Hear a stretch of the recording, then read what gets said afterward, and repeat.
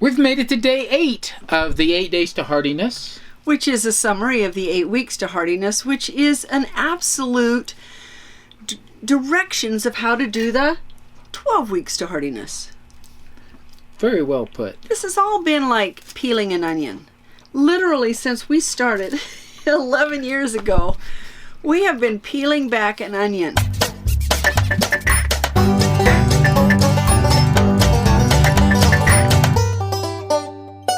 We start with fats, and then we're like, oh, we should add sugars into it.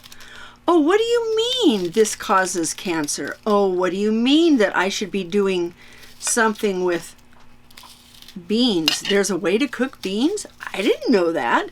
Well, and you just keep peeling it back and peeling it back. We've been doing this for 11 years, and I can tell you that I learned things from sharing with you guys that you shared with us, and it just keeps peeling and peeling and peeling. Eating real food is like peeling an onion. There are so many rules, so many ideas, so many different ways. Some of them are super wrong for you. Some of them are just okay, and it's just a matter of preference. And some of them are extremely right. Well, that was a crying experience. What a crying shame. What have I learned this week? Really, what I've learned is this. Eat real food. Get away from the packaged food that have all kinds of different ingredients in it that you don't have a clue what it is. Right, Jim? Yes. I mean, it comes down to that simple. It really does. And I cook. I can cook a full meal in less than 30 minutes. That's real food, that's not got ingredient in it that I don't know what is. Yeah. Is that a right grammatical sentence to say? Don't know, but I got the point. Okay. You want to eat in season, you want to grow in season as much as you can, and you want to buy in season. You want to look the farmer in the eye, and what are you going to ask him? How did you grow it? How's your soil put together? What's in your soil? Did you spray this? We also learned a little bit about exercise and the importance of consistently exercising. Plus, we started the subject of what to do with your stress, how to get it under control so that everything else can work together better. We got a lot of questions and some major suggestions during this 8 days. We've covered the first 3 days of questions, and today we're going to cover the rest of them. So let's start with fitness. And one of our viewers, and I'm not going to go through and say names on here, one of our viewers had a question about an exercise that we were not familiar with called Egoscue. Okay. Egoscue. I believe that's the way you say it. Egoscue. It's when you put its position to align your body. Okay. I looked at some of the exercises. They're amazing, super easy, laying in certain positions, squeezing certain body parts, and making it so that it helps align your back. It's definitely something I would look into. Sure. So that's the answer to that one. So let's just start here at the beginning. How to get friendships when you're older. I loved the comment that we got today from some friends that need friends that live in Indiana. They moved out there in their 50s. They've been out there for about 3 years, and they have no friends. She works from her home and asked for suggestions from us and from you on how to get friendships and how to start them. You know, my first answer is they're not going to come to you, most likely. So you have to go out of your way. You have to start looking for people that you would like to have as your friend. And I know there's some concern about being too forward or whatever, but it can start casual. And just meeting people, talking to them, being outgoing. Well, let me tell you about something that we did in Oregon. We lived on we rented 5 acres on a 40-acre plot. So we were back by ourselves. But going down closer off the street was an alley road or country road. It was actually called Country Lane. And it had 10 houses on it, 5 on each side, on about 1.5 acres to 2 acres each. We decided to go and meet each one of our neighbors there. We took a little invitation to a block party a month away. Every single household came. And they all said, we've wanted to do this forever, and we've just never done it. We did a potluck. We did it in our front yard. Easy peasy. We had everybody bring chairs. I mean, it was so fun. Worked out very well. Yeah. And I wish we had been able to live there longer and to develop those friendships more. But that got it started, because after that, every time we're waving, we're saying we know everybody's name, we know a little bit about them. It really helped a lot. It was great. So you're going to have to go get your friends. Look for book groups. Maybe you like to read books, and there's different book groups around your city, because that's a good way to just sit down. I have another one. What? Start a YouTube channel. Well, I'm going to get to that. That one's last. Many, many people are lonely, especially our age. And one of the things that we can do is reach out and help other people. Because if you're lonely, they're probably lonely too. Yes. Another thing to do is literally, when you say your prayers, pray for friends. Because the Lord knows your needs, and He knows their needs, and He'll get you together. And here is a perfect example. What did you just say? Start a YouTube channel? Yes. We have a YouTube channel. You may have noticed. Earlier this year, we received a message from one of our viewers, that said, if you need a place to stay, you could come and stay on our place for a while. Well, we are living on that place right now. And Connie happened to be one of those people that was lonely, really lonely, hasn't had a friendship for a while. We know that God put the two of us together. Yes. So He cares about you. It's a really important thing to do. So those are just some suggestions. Viewers, give them more suggestions of what to do to make friends. Organic. What is true organic? Now, there's a question for you. It's a bit loaded. And it depends on where you are and what you're doing. It's another onion. Yeah. But I do have some, just some easy guidelines. If your package says 100% organic, it means that every single thing in there is organic. It means it doesn't have pesticides. It's not a GMO. It's gone through all of the guidelines. If it just says organic, it's 95% organic.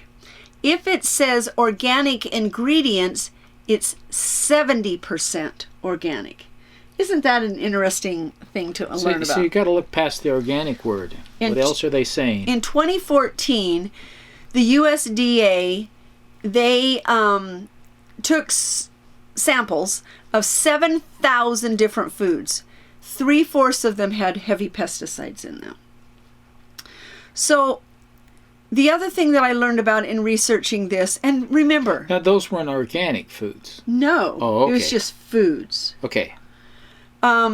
So traceable amounts meaning unacceptable amounts. Right. And a lot of foods have pesticides in them, but they are under the level, so they don't have to list They don't have to list them.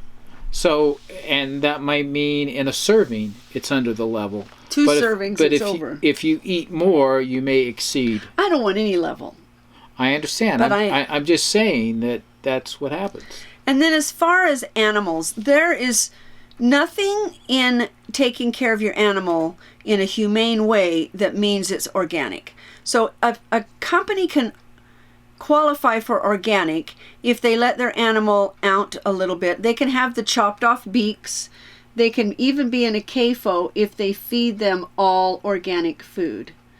So this is why we choose CAFO meaning confined animal feed operation. What he said. So, usually large quantities of animals, and even with a lot of effort, sometimes very hard to keep it clean.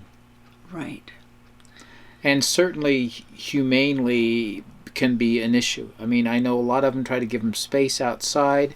There's a lot of folks trying to do the large operations as humanely and as appropriate and cleanly as possible. And it's challenging. It's very hard to do. And, I applaud those who are attempting to make the effort. Well, in fact, our niece has a small organization. Yeah, And she came to us and wanted to make sure that we knew. In comparison to size, I would say that for most of us, it would seem large compared to those who have thousands upon thousands. No, they weren't large, because it would be hard to do at that kind of a scale. Very hard to do. So, research your organic. Don't believe everything you're reading. And grow your own when possible, whether it be animal or plant. One of our viewers was talking about oatmeal, because we were talking about oatmeal this week, and she says that she puts a little bit of pure vanilla in her oatmeal, and it gives it a really good flavor, and then fruits without any sugar at all. I can see that. Yeah. That would be good. So that's a good idea. Vanilla flavor Make sure would be you do it after you're done cooking, because that's what the vanilla always goes in when you're done cooking. One of our viewers asked about palm oil, and she went and looked up Sally Fallon and showed that Sally Fallon uses palm oil. Yes, that is definitely something that she uses. We in our family have chosen not to use it. Once in a while we'll have it. It's really a personal reason for our granddaughter that we do not use it. You want to tell them why? I don't clearly have that clear in my mind. It has to do with orangutans and baboons and the forest that's being torn down when you do palm oil.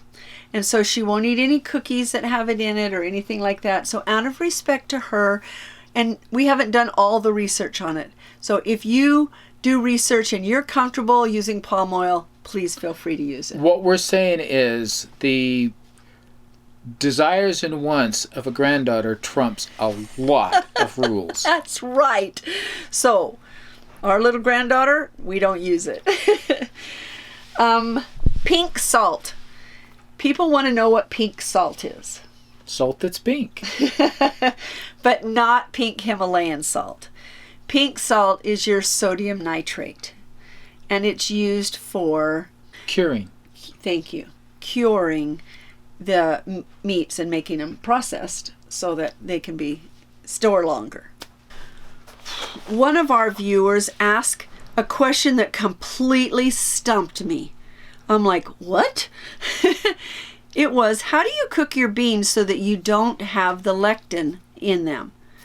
And I'm like, what's lectin? Lectin? I'm sure I learned about it in my courses, but it was whoo. And so I went back and did research. Thank you very much for that question. So lectins have good things that they do and some not so good things that they do. They're good for keeping insects away from the plant. They're also good for helping your cells interact with each other. But there are some bad things. Well, some of the other good things that you read about had to do with potential cancer fighting capabilities. Correct. That there's a lot of research going on in that area, and not in large amounts, but in smaller amounts they can be helpful. Some of the bad things that they can do is they can really upset your stomach and cause a lot of digestive problems. Oh yeah, and it sticks the red blood cells together. So, the suggestions are in cooking them that they have to be fully cooked, especially red kidney beans. You can't have them partially cooked. Well, now the prep of it too, if I remember, you want to soak them in water overnight and change the water frequently, yes, which is going to go a long way to dissipate the lectins that are there. I don't know if I'm getting up all night to dump it, but start dumping it and do it. Well, so, if you're somebody who wakes up multiple times a night, now you have an excuse. If you have to go to the bathroom, dump your bean water and fill it up again. And then, so back to the red kidney beans, if they aren't cooked fully, then they can cause nausea, vomiting, and diarrhea. What you need to do, and this was an eye-opener to me, is not cook your beans in a slow cooker. I've done that many times. They say it doesn't get your beans hot enough to eliminate the lectin in them. So you want to boil them or pressure cook them. Those are the two things that it says to be able to do. So soak, and then cook them on a faster, higher heat. So this is legumes, L-U-G-U-M-E-S. What he said. What he said are one item that when you cook it, you want to cook it really a lot. Otherwise, you're not going to get the full benefit out of it, and you're going to get some negative benefits out of it. Yeah. Tentatively. So thank you very much for that question. Peeling back the onion. And needless to say, eating the beans raw, not Bad. a good idea. And I think you all know that. That's going to give you problems. Yeah. So, and beans are super good for you, as we talked about before. Prepared correctly. We've been asked for a course on label reading. We are definitely going to have that, and I believe I get to have a guest speaker.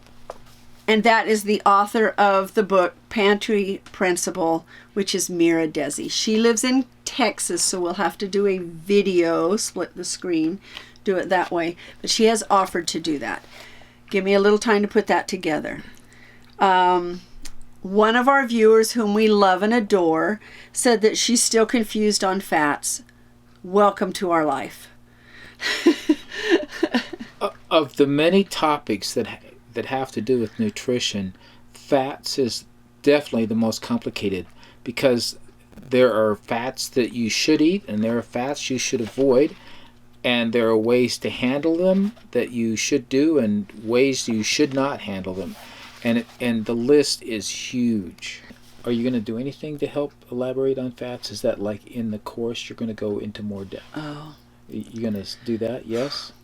Well, this person already is a subscriber, I believe, to our 12 Weeks to Heartiness. So apparently 12 Weeks to Heartiness hasn't even helped her understand all the fats. Get the books. But we'll just keep going at it and learning and learning and learning. Plus, this will be a good topic for one of our live sessions that we do, or the Q&A that happens on Facebook, or any of the other means that you're going to use. Yes. To have a discussion there and to pull multiple people, multiple heads, multiple experiences in, so that we can get it expanded a bit. And some of us will even do some more research. All of us need to do more research. Our last question has to do with MSG. One of our viewers, when I stated that if you see on the ingredient list, that on the label, that it has natural flavorings, it most often means that it has MSG, and she said absolutely not. If it has MSG in it, it has to say MSG. So I respectfully refer to Mira Desi's book on the Pantry Principle, and she has several pages on monosodium glutamate, and this is what I'm going to read this straight from her book so that you'll see it. The following list contains those items that always contain MSG and definitely should be avoided. The E, that's a capital E, numbers refer to the European way of identifying additives. Something important to know, or more, as more and more foodstuffs are imported from abroad. So I'm going to read you about 10 items right now. Glutamate acid, which is E620. Anything glutamate, and then she has a whole bunch of E621, 622, 623, 624, and 625. You say it. Hydrolyzed. Anything hydrolyzed. Anything autolyzed. Yeast extract. Calcium caseinate and sodium caseinate. Gelatin. Can you believe that? Textured protein and soy protein anything. So that is what, if it lists those things, it has MSG in it. Then she has another list, which I'm not going to go into right now, that said it lists something, when they're listed frequently, there's MSG involved, and to reiterate the statement that I made earlier. Because natural flavors are listed exactly that way, meaning natural flavors, on the label, it can make it difficult to truly know what is being added. The best option is to avoid them. As mentioned above, natural flavors on a label can be a code word for MSG. So do more research. I'll do more research. But if you don't know what it is on your label, there's a really, buy foods that are one-letter words, guys, and make them. But the point there is that the assertion was that the USDA and the what was the other one? FDA? The FDA require labeling if MSG exists. And what Miradesi is suggesting is that there are products that they themselves contain MSG, but that product is on the label, not the MSG contained in that product. Correct. And that is a end around that they're able to do legally. And that's a frequent thing with sugars also. There's like 53 different names for sugars. So so to that viewer, if we are wrong, if there is a requirement, then show us. We would love to see that. Yes. Right? If you can show us where it describes that, that's what we need to know, because from our research, there are substances that contain MSG that become the components on the label of the products so that MSG is not listed. This was a longer video today. It's our last video of 8 days, and we have thoroughly enjoyed doing this. We thank you for your comments, and please share this. We'll put it all together, all 8 of them together in a playlist, and just refer back to them. And if you have not subscribed to 12 Weeks to Heartiness, feel free to do it. It's $99. That's a lifetime amount. You don't ever have to pay again.